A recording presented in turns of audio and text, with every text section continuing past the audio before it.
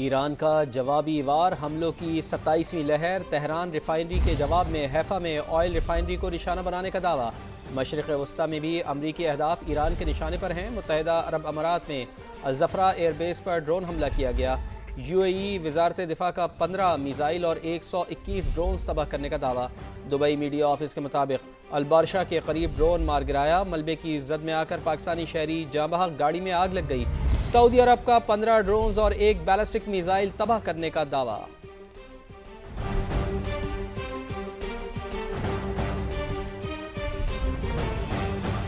مشرق وسطی میں جاری کشیدگی میں سعودی عرب کا ایران کو پہلی بار جوابی حملوں کا انتباہ۔ خبر ایجنسی کے مطابق سعودی عرب کی جانب سے کہا گیا کہ سعودی سرزمین اور تیل کی تنصیبات پر حملے جاری رہے تو اس کا جواب دیں گے۔ قطر کے امیر کا امریکی صدر ڈونلڈ ٹرمپ سے ٹیلی فونک رابطہ ہوا ہے۔ دونوں رہنماؤں کا خطے کی بدلتی ہوئی صورتحال پر تبادلہ خیال۔ ٹیلی فونک رابطے میں ایرانی حملوں اور علاقائی کشیدگی پر تشویش کا اظہار۔ امیر قطر کی جانب سے کہا گیا کہ ملک کی سلامتی کے تحفظ کے لیے ضروری قدم اٹھانے سے گریز نہیں کریں گے۔ UAE کے صدر محمد بن زائد ال نہیان نے ملک کے حالات جنگ میں ہونے کا اعلان کر دیا۔ کہا اپنے ملک کے لیے فرض کی ادائیگی میں کوئی کوتاہی نہیں ہوگی۔ UAE کی کھال موٹی اور گوشت کڑوا ہے، ہم آسان شکار نہیں ہیں۔ اور ابھی اوسلو سے خبر آ رہی ہے، جہاں ناروے میں امریکی سفارت خانے کے قریب زوردار دھماکہ ہوا ہے۔ خبر رساں ایجنسی کی جانب سے بتایا جا رہا ہے دھماکے میں جانی نقصان کی کوئی اطلاع موصول نہیں ہوئی۔ پولیس کی بھاری نفری جائے وقوع پر پہنچ گئی ہے۔ تو ناروے میں امریکی سفارت خانے کے قریب زوردار دھماکے میں جانی نقصان نہیں ہوا۔ پولیس کی بھاری نفری جائے وقوع پر پہنچ گئی ہے۔ کویت میں ایران کے ڈرون حملے میں مارے گئے 6 امریکی فوجی کی لاشیں امریکہ پہنچا دی گئی۔ لاشوں کو ڈور ایئر بیس پر لایا گیا، جہاں صدر ڈونلڈ ٹرمپ اور خاتون اول میلانیا ٹرمپ بھی موجود تھے۔ امریکی نائب صدر JD وینس اور سینئر فوجی حکام بھی موجود تھے، جنہوں نے فوجیوں اور ان کے اہل خانہ سے ملاقات کی۔ صدر ٹرمپ نے امریکی فوجی کی ہلاکت پر افسوس کا اظہار کیا۔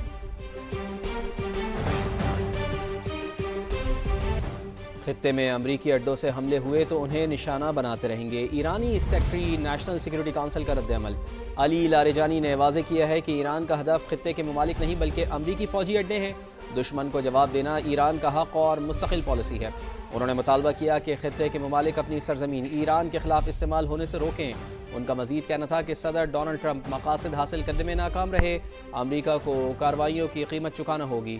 ایران نے آبنائے ہرمز کو بند نہیں کیا، جنگ کی وجہ سے متاثر ہوا۔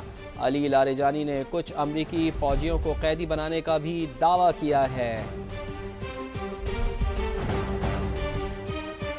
مشرق وسطی کے ممالک پر حملوں میں پہل نہیں کریں گے، ایران کا بڑا اعلان۔ عبوری لیڈرشپ کونسل نے نئی پالیسی کی منظوری دے دی۔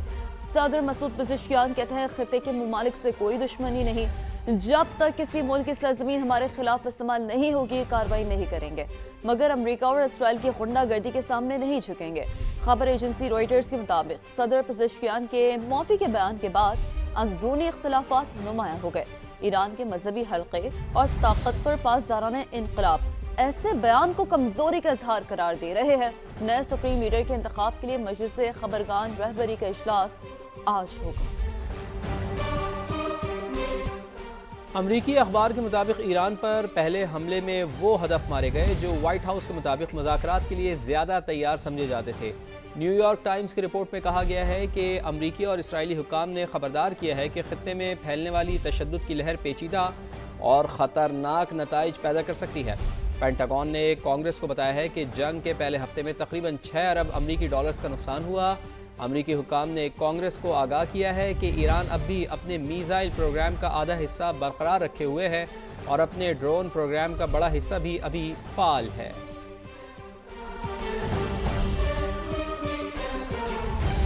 مشرق وسطی میں جنگی صورتحال سے نمٹنے کے لیے فیلڈ مارشل سید عاصم منی نے محاذ سنبھال لیا۔ سعودی وزیر دفاع شہزادہ خالد بن سلمان سے ملاقات، ایرانی حملوں کے بعد کی صورتحال پر بات چیت۔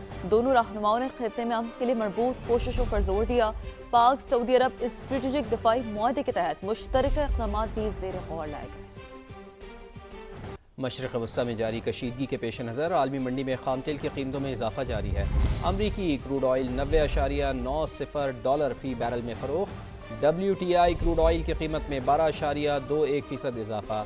बरतानवी ब्रेंट क्रूड ऑयल $92.69 फी बैरल में फ़रोख्त हो रहा है।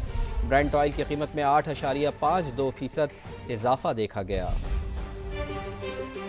पेट्रोल महंगा, इतना महंगा, ऐसा क्यों किया? क्या पहले से कोई तैयारी नहीं थी? 55 रुपए फी लीटर का बड़ा इजाफा क्यों किया गया? आलमी मंडी में कीमत कितनी बढ़ी? नया तेल कितनी कीमत पर खरीदा गया? प्रोग्राम मेरे सवाल में अब्सार आलम के मुशीर खजाना से एक के बाद एक सख्त सवालात।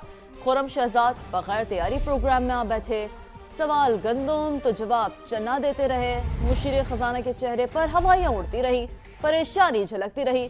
खुर्रम शहजाद तसल्ली बख्श जवाब देने में नाकाम, आए बाएं शाएं करते रहे, उल्टा हुकूमती इक़दाम का नाकाम दिफा करते रहे। मुशीर खजाना ने खुद मुफ्त तेल इस्तेमाल करने का एतराफ भी कर लिया। महंगे पेट्रोल के सवाल पर यूटिलिटी स्टोर्स बंद करने और PIA की निचकारी का कहते रहे। पे बढ़ाया है जिस पेट्रोल पे, वो कब आपने इंपोर्ट किया था? 20 दिन का स्टॉक है, वो रखना ही रखना है आपने। उसके ऊपर जो आ रहा है, जो जा रहा है, वो 1 लीटर अगर इंपोर्ट कर रहे हैं, जिस प्राइस पे इंपोर्ट कर रहे हैं, वही लीटर उसी प्राइस पे बेचना है, ऊपर जाएगा जी। एग्रीड। तो आपने 4 रुपए कुछ दिन पहले बढ़ाए थे, वो 4 रुपए का तेल तो जंग से पहले का आया हुआ है, और वो 20 दिन के क्वेश्चन से पहले आया हुआ है। आपने 55 रुपए बढ़ाया ना जी, ये इसकी बेंचमार्क क्या था? किस वजह से 55 रुपए बढ़ाया? सर इंटरनेशनल मार्केट में प्राइसेस बढ़ी हैं। प्राइस कितने से कितनी गई? सर 88 से लेकर 130 तक पहुंच चुकी है अभी। जो क्रूड ऑयल है ना, क्रूड ऑयल अभी ना जी अभी की बात आपने खरीदा नया तेल? सर बिल्कुल। कितने पे खरीदा? पेट्रोल जो नए ऑर्डर्स आ रहे हैं वो नई प्राइस पे आ रहे हैं। नई प्राइस पे आ रहे हैं ना, तो वो मार्केट में कब आए? सर वो मार्केट में आए या ना आए, वो खरीद लिए ना आपने, खरीद लिए। हाँ, तो प्राइस आ गई ना। वो एक मिनट ठहरें, अगर कल को आज फर्ज करें अभी इसी वक्त $20 पर बैरल कम हो जाए प्राइस, जी। आप आज ही ये प्राइस कम कर देंगे पेट्रोल? सर नहीं करेंगे ना? आपको सर देखिए, टाइमिंग का फर्क पड़ सकता है ना, ये नहीं होता। ये रिलीफ देने में फर्क पड़ता है सर प्राइसेस मिली है ना, इतनी नई प्राइसेस भी आपने करनी है, ठीक है, तो प्राइसेस आई है ना। हाँ, तो वो जब आई है प्राइसेस, वो जो बढ़ी है इस दरमियान में 8-10 दिन में, आपने उस रेट पे खरीदा? जी, उसको पास ऑन कर दिया है। आपने खरीदा, वो अभी वहां से चलना है या पहुंचना है। मुझसे आप ले रहे हैं सर, जो आपने 15 फरवरी को इंपोर्ट किया, वो जिस रेट पे मुझसे रेट ले रहे हैं आज आप 8 मार्च का। ऑपोजिशन में हो तो तनकीद, हुकूमत में आए तो पेट्रोलियम मसनूआत की कीमतों में बड़े इजाफे का भरपूर दिफा।